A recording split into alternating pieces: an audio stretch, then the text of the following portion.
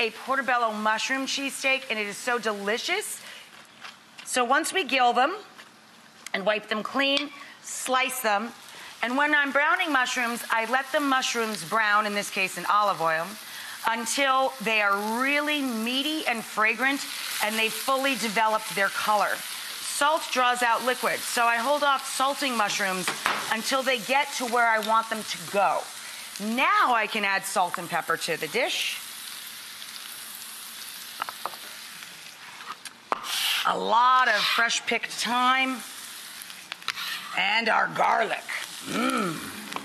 Marsala likes to hang with mushroom. You can use a little shot of white or red wine if you prefer, or even white or red vermouth, which is fortified wine. A sprinkle of tamari or shoyu, a little soy, and a sprinkle of Worcestershire. Now we're gonna let that cook down. In a separate pan, the whole time we're working with the mushrooms, we're also cooking down onions. And when the onions start to slump down, these aren't quite there yet, but we have more working in the back. You can force them along a little bit. You want to develop the sugars, you want them to get sugary sweet and soft, but you do not want them to brown. So to force that, add a little water when they get soft and turn the heat up and let the water absorb. When we come back, we're going, oh, I forgot to put the waffle fries in. Waffle fries go with this. So we're gonna throw in the waffle fries, 450 for about 25 minutes to get them extra crisp.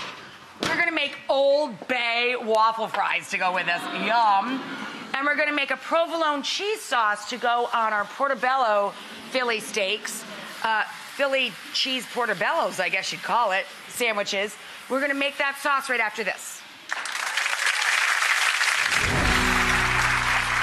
Hey there, so I turned off our mushrooms because they're just perfect. Our onions are still cooking down. I added some water, increased the heat to kind of force them along. I've melted some butter for the waffle fries. When they come out of the oven, we're gonna put on the melted butter and some garlic and chopped parsley and a whole bunch of Old Bay. Okay, so in the pan, I started with a simple blonde roux, equal amounts of butter, let it foam, add flour, whisk it together, add in your milk. Add a little salt to that, boop.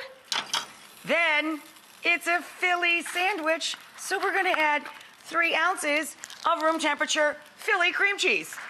Oh my God, and this is gonna be so good.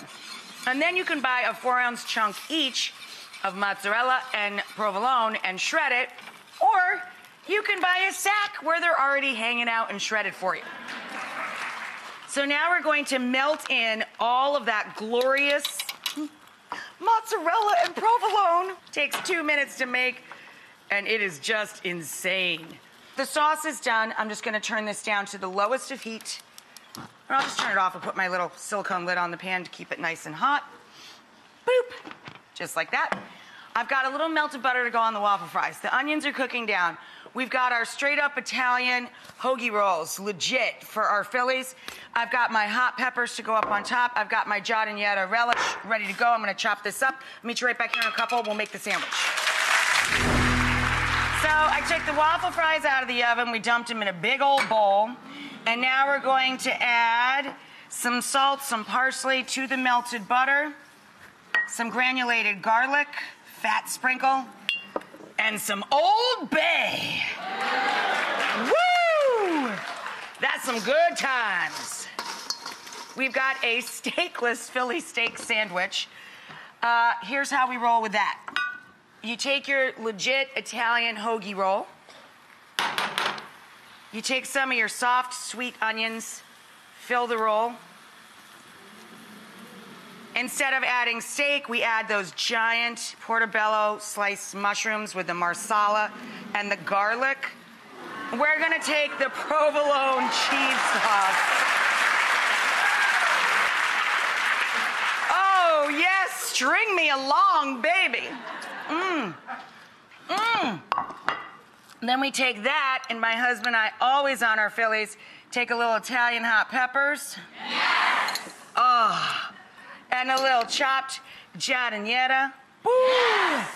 And then we dump our waffle fries with Old Bay alongside. Yes!